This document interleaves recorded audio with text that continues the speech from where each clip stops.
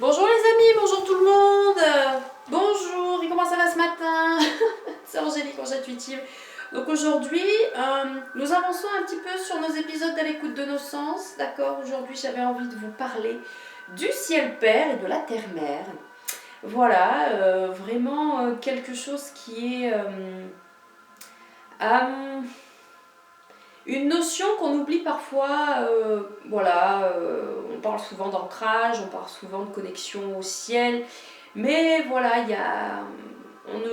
on ne sait peut-être pas forcément, ça reste peut-être un petit peu dans ce côté peut-être un petit peu banal. Voilà, je cherchais le mot, ce côté un petit peu banal. Et en fait, ce qui est rigolo, c'est cette notion de terre-mère et de ciel-père. Alors ça, c'est très relié au chamanisme. C'est très relié au chamanisme. On dit souvent que la mère, Gaïa c'est la terre-mère, et le ciel-père. Dans certains de mes voyages, je suis rentrée en contact avec le ciel-père et la terre-mère.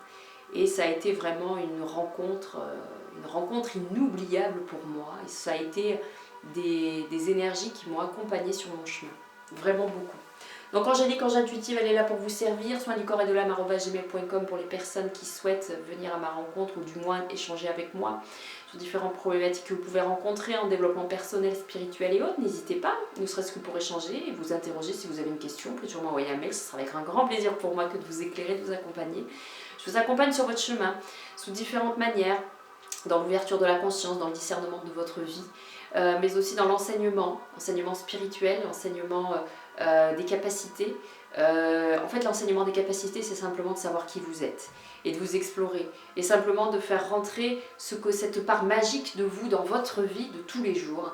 Et c'est pour ça que je vous accompagne sur votre chemin, c'est pour comprendre votre sensibilité, comprendre vos émotions, comprendre vos choix de vie et comprendre un petit peu tout ce que vous vivez. Voilà, n'hésitez pas à m'envoyer un petit mail et à prendre rendez-vous sans problème avec moi.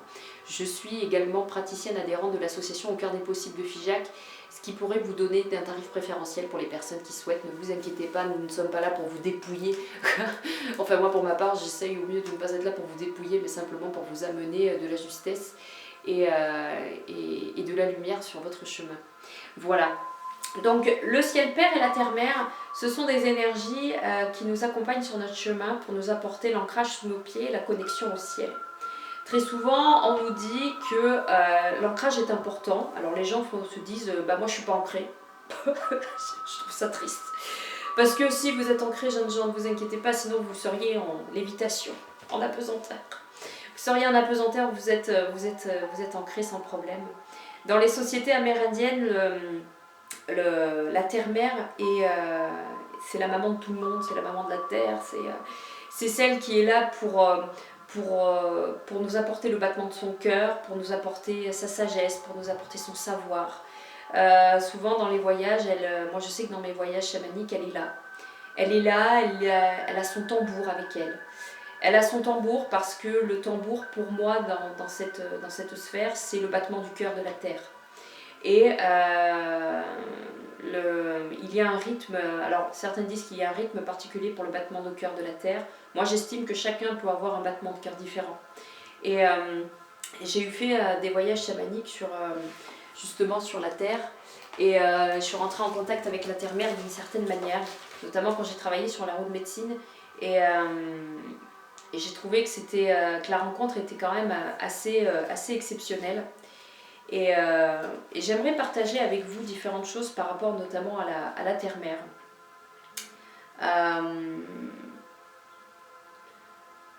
La terre-mère, c'est la terre nourricière, c'est la créatrice de toute vie. C'est celle qui a le pouvoir de nous nourrir dans tous les sens du terme, aussi bien sur le plan des énergies, puisque je vais vous donner un exemple. Si un jour vous avez mal à la tête, eh bien, posez-vous les pieds bien au sol, les mains ouvertes comme ça, et imaginez les énergies de la terre remonter par vos jambes et aller jusqu'à votre tête. Et vous allez voir, moi ça m'arrive des fois, le peu de fois que ça m'est arrivé, j'ai toujours utilisé cette technique. Le mal de tête a été terminé dans la seconde. Parce que c'était une question d'ancrage qui n'était pas complet. Et c'est la terre-mère qui m'a libérée de ça. Et quand vous n'êtes pas bien, quand vous vous sentez pas bien, même quand vous êtes dans la mélancolie, allongez-vous dans l'herbe, sur le sol, en mode étoile de mer, comme ça. Et ressentez les vibrations de la Terre. Et vous allez voir, la Terre va vous apporter énormément de choses. Ce qui est intéressant, c'est de créer des espaces comme des espaces sacrés dans la nature pour apporter à la Terre, voilà, vous savez, un petit peu comme un hôtel ou un rituel, pour vous recueillir dans des endroits si vous avez besoin de parler à la Terre, voilà, de lui rendre un peu une forme d'hommage à la Terre. Le Créateur a donné à la Terre le pouvoir de nourrir et de créer toute espèce vivante. Et elle dispose d'un corps physique dans l'espace-temps sur lequel nous vivons. Nous sommes tous sur le corps physique de la Terre finalement. Et elle dispose également, la Terre, tout autour d'un corps originel, d'un corps énergétique, qui renferme également son âme.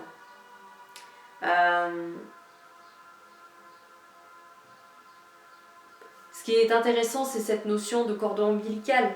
Parce qu'en fait, quand on regarde bien, c'est comme si... Alors c'est là que je trouve intéressant dans le film Avatar, cette façon qu'ils ont de prendre leurs cheveux pour se connecter à leurs animaux, à leur monture, ou à tout autre élément de la nature. Eh bien nous c'est pareil, mais au travers de notre cordon ombilical.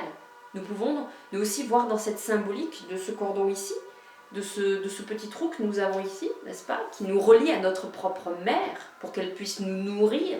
Eh bien ce cordon ombilical, quelque part, il est universel, et il sert également à nourrir la terre, quelque part.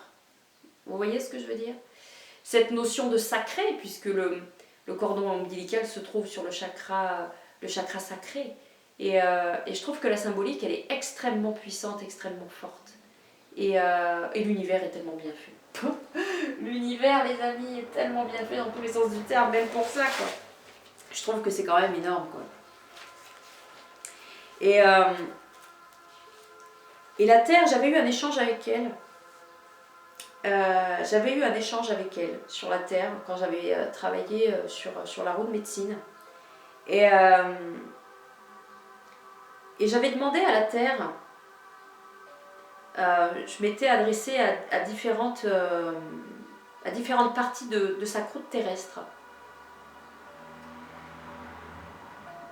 Et la Terre m'avait demandé, j'avais demandé à la Terre qu'elle me parle de sa croûte terrestre. Et elle m'avait dit, la terre protège, recouvre, cache, nourrit sa croûte, où son derme doit être travaillé, protégé, respecté, comme tout être humain se doit de prendre soin de sa propre croûte. Toute faille, fissure ou bobo cicatrise pour que le derme perdure. En fait, la Terre m'expliquait que sa croûte terrestre, c'était l'équivalent de notre derme. C'était l'équivalent de notre derme. Et que pour elle, sa croûte, c'était notre derme. Et elle m'avait dit, une chose à comprendre ici, tant que l'humain ne prendra pas soin de lui et de son derme, de son véhicule, la terre souffrira au plus profond de son derme, renvoyant en miroir la maltraitance réelle. Elle m'avait dit, allonge-toi sur sa peau, ressens dans le silence ce qu'il y a dessous, comme tu écoutes le cœur de ton enfant sous sa peau, pense ce qu'il y a et nourris ce qui est nécessaire et le premier enseignement qui sera ici pour toi. Voilà. C'est pour ça que vous pouvez entendre les échos de la terre en vous allongeant sur elle, sur sa peau. C'est ça qui est très intéressant. La terre-mère,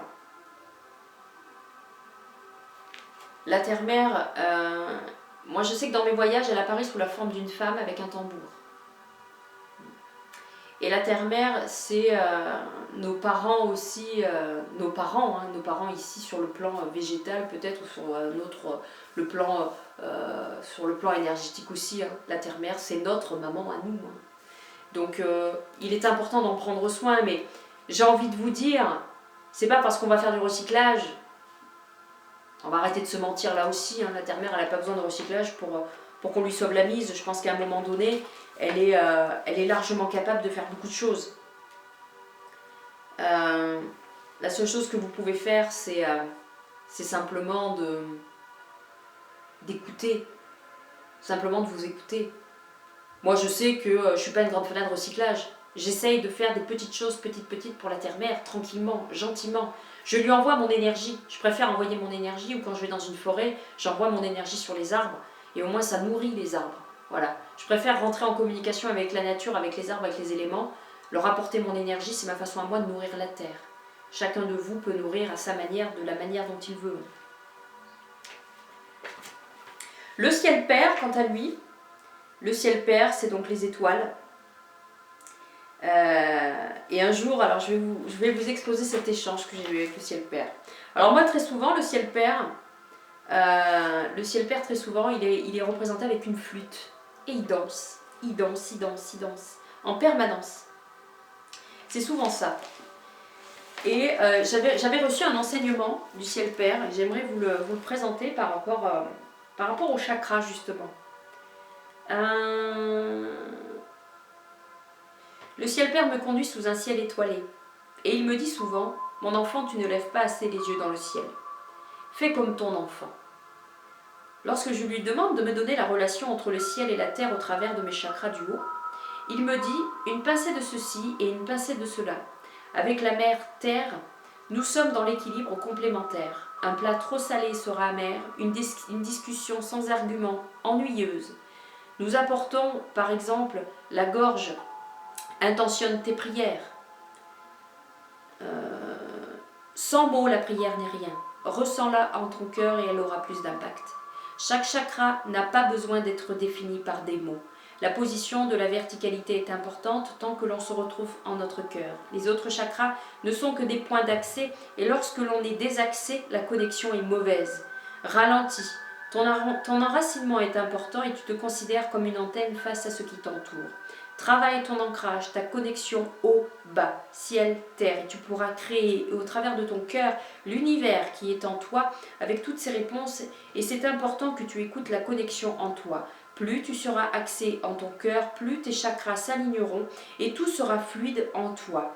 Les chakras ont tous une histoire et plus tu seras ancré, plus tu pourras en apprendre d'eux en étant dans cette verticalité et cette connexion. Alors ce que je trouve quand même assez extraordinaire, je ne sais pas si vous avez remarqué les amis, mais tout à l'heure nous avons fait une vidéo justement sur cette notion que pourquoi pas il y aurait une partie de notre histoire à l'intérieur des chakras. Je viens de prendre ce volet que j'ai fait l'année dernière et c'est exactement ce que le ciel père est en train de me dire. Les chakras ont tous une histoire et plus tu seras ancré, plus tu pourras en apprendre d'eux en étant dans cette verticalité et cette connexion. D'où l'importance, les amis, ici le ciel père est en train de nous dire qu'il est important de travailler notre verticalité, nos chakras, d'accord ? Plus vous ferez du soin, les amis, et mieux ce sera. Demandez à votre guidance également de prendre soin de votre chakra. Demandez au ciel père de prendre soin des chakras du haut et à la terre mère de prendre soin des chakras du bas. Et laissez-vous porter. Voilà les amis, c'était un petit volet sympathique sur le ciel père et la terre mère. Honorez ces énergies si ça vous parle. Si ces énergies-là vous parlent, allez prendre des conseils auprès d'eux. Adressez-vous à eux. Regardez le ciel et adressez-vous au ciel si vous avez des prières. Allongez-vous sur le sol et donnez tout votre amour, votre gratitude à la terre-mère pour ce qu'elle vous donne chaque jour. Et je ressens que les énergies seront là pour vous aider et vous enverront le retour de l'appareil. C'est ce que j'entends. Voilà. Je vous remercie et je vous dis à tout bientôt pour un nouvel épisode d'À l'écoute de nos sens. À bientôt. Ciao, ciao.